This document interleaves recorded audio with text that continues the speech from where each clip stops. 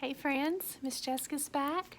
I'm going to read the next few chapters of our book that we started yesterday, Dinosaurs Before Dark, part of the Treehouse series. I hope that you guys enjoyed the first part, so let's get started on the second part. Ready? Okay, we are starting today on chapter 4. It's called Henry. Jack gasped as Annie held out her hand.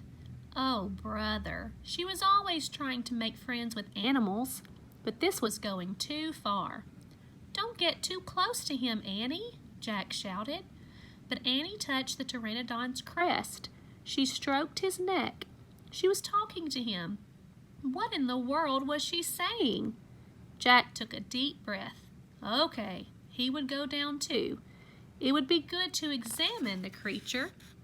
Take notes, like a scientist. Jack started down the rope ladder. When he got to the ground, Jack was only a few feet away from the creature. The creature stared at Jack. His eyes were bright and alert. He's soft, Jack, said Annie. He feels like Henry. Jack snorted. He's no dog, Annie. Feel him, Jack, said Annie. Jack didn't move. Don't think, Jack. Just do it.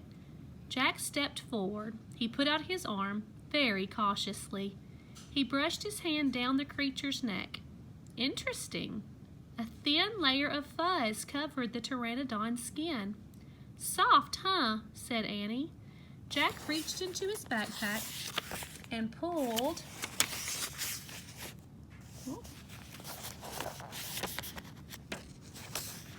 Jessica skipped a couple pages. Hang on. Okay. Jack reached into his backpack and pulled out a pencil and a notebook. He wrote, Fuzzy Skin. What are you doing? Asked Annie. Taking notes, said Jack. We're probably the first people in the whole world to ever see a real live pteranodon. Jack looked at the pteranodon again. The creature had a bony crest on top of his head. The crest was longer than Jack's arm. I wonder how smart he is, Jack said. Very smart, said Annie. Don't count on it, said Jack. His brain's probably no bigger than a bean. No, he's very smart. I can feel it, said Annie. I'm going to call him Henry. Jack wrote in his notebook. Small brain. Now see how they were talking about the crest? You see that part right there on top of the pteranodon's head? That's the crest that they're talking about. And then Annie says that if you pet him, he has a soft layer of fuzz that makes him feel kind of furry, like their dog Henry. So she's going to call him Henry.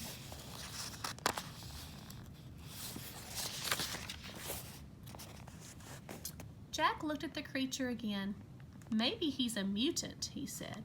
The creature tilted his head. Annie laughed. He's no mutant, Jack. Well, what's he doing here then? Where is this place? Said Jack. Annie leaned close to the pteranodon. Do you know where we are, Henry? She asked softly. The creature fixed his eyes on Annie. His long jaws were opening and closing like a giant pair of scissors. Are you trying to talk to me, Henry? Asked Annie. Forget it, Annie, Jack wrote in his notebook. Mouth like scissors? Did we come to a long time ago, Henry? Asked Annie.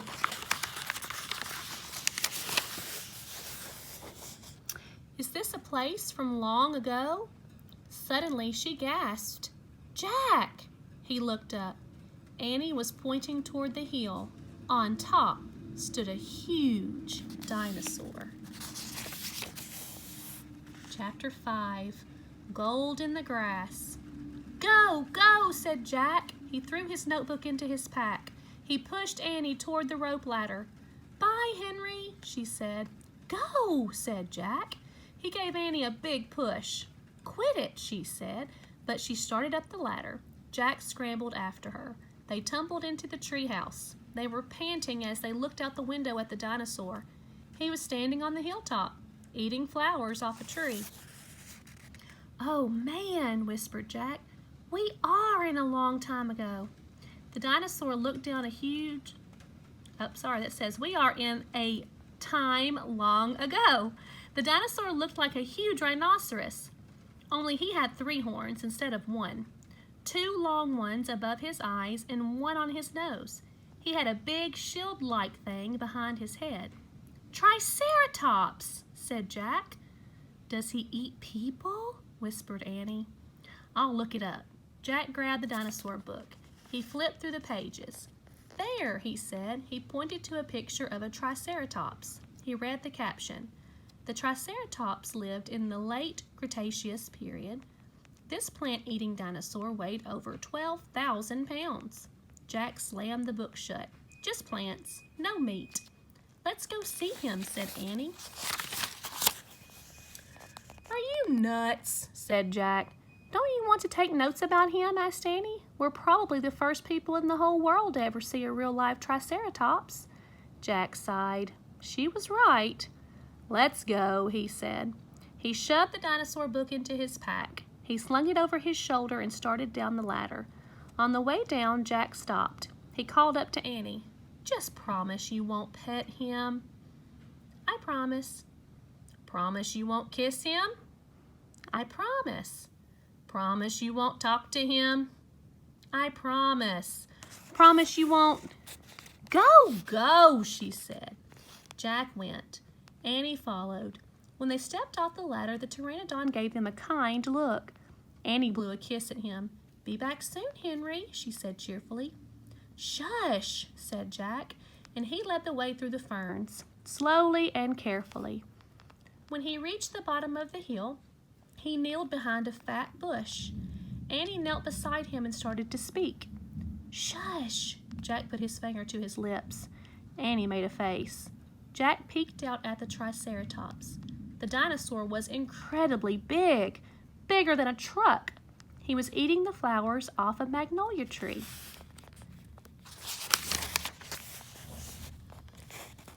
Jack slipped his notebook out of his pack and he wrote, Eats flowers. Annie nudged him. Jack ignored her.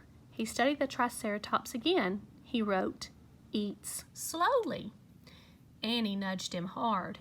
Jack looked at her. Annie pointed to herself. She walked her fingers through the air. She pointed to the dinosaur. She smiled. Was she teasing? She waved at Jack. Jack started to grab her. She laughed and jumped away. She fell into the grass in full view of the Triceratops.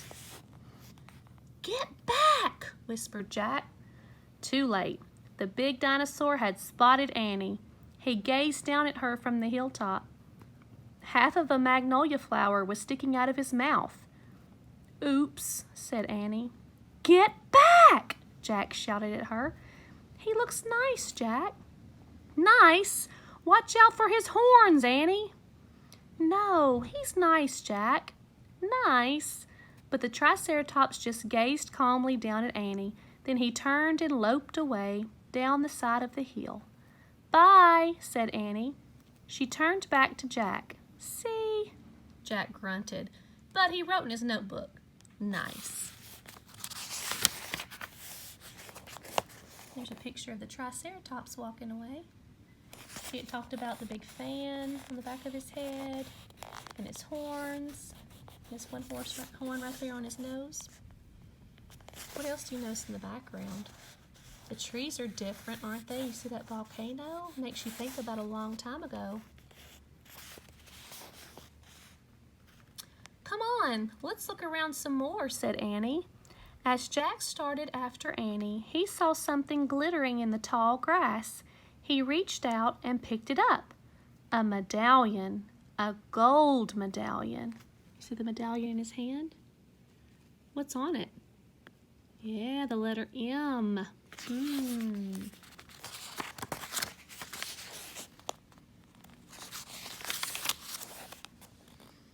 A letter was engraved on the medallion. A fancy M. Oh man, someone came here before us, Jack said softly. Chapter 6, Dinosaur Valley. Annie, look at this, Jack called. Look what I found. Annie had gone up to the hilltop. She was busy picking a flower from the magnolia tree. "Annie, look, a medallion!"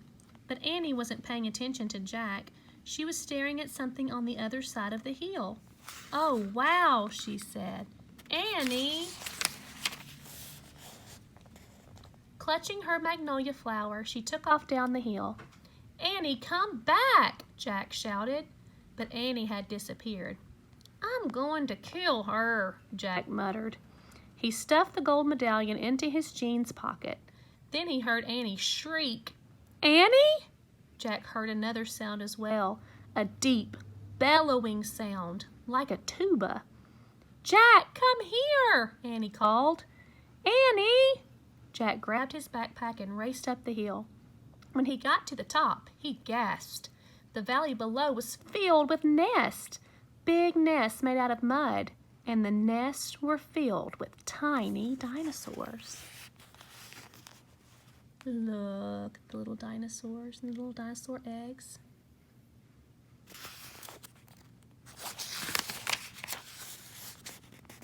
Annie was crouching next to one of the nests, and standing over her was a gigantic duck-billed dinosaur. "Don't panic, don't move," said Jack. He stepped slowly down the hill toward Annie.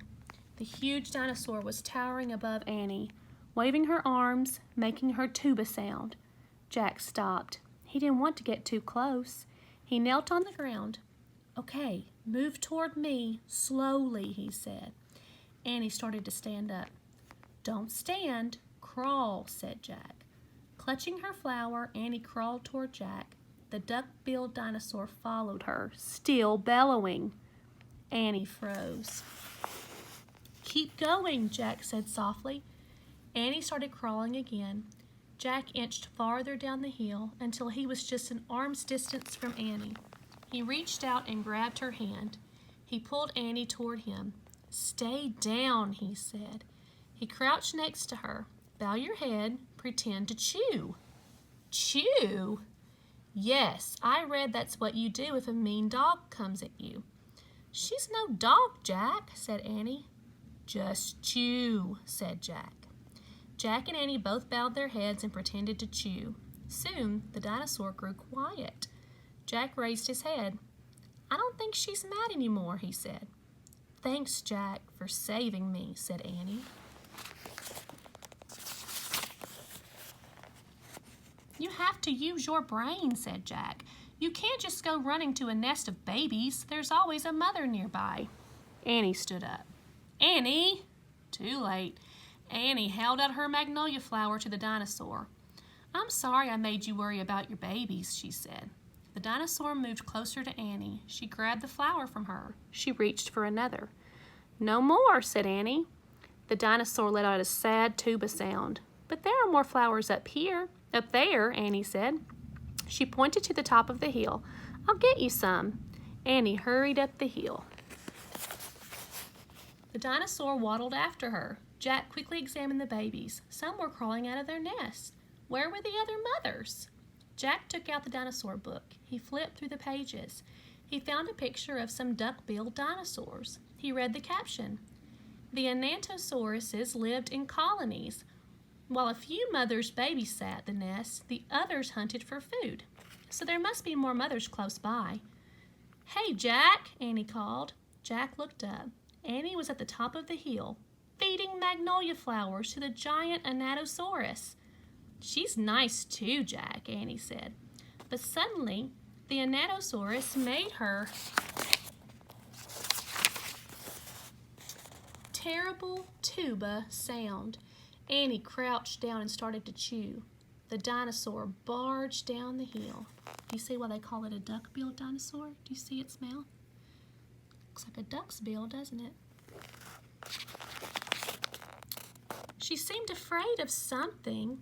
Jack put the book down on top of his pack. He hurried up to Annie.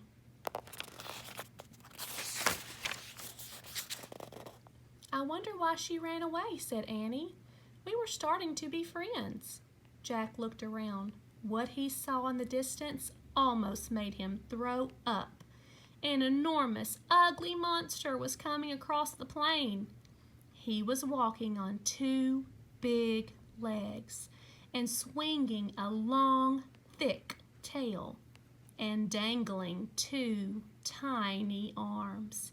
He had a huge head and his jaws were wide open. Even from far away, Jack could see his long, gleaming teeth. Oh, guys, what kind of dinosaur are we talking about? Tyrannosaurus Rex, whispered Jack. Ooh, next time we go into chapter 7 to see what happens when the Tyrannosaurus Rex comes. Okay, so what do you guys think about the story so far? It's pretty exciting, right? So I wonder what's going to happen with the Tyrannosaurus Rex coming. Now, we knew before it even said Tyrannosaurus Rex, the author gave us some clues about what kind of dinosaur that we were going to be seeing next, right? Because the author said that the dinosaur had short little arms. Have you ever seen a picture of a Tyrannosaurus Rex? A T-Rex for short, is what they call it.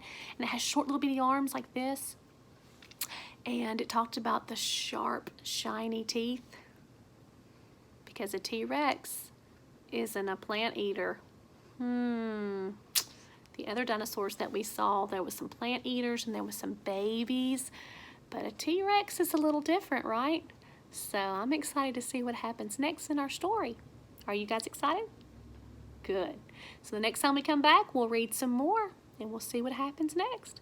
But until then, you guys have a great rest of your day or your night, and I will see you next time. I love you. Goodbye.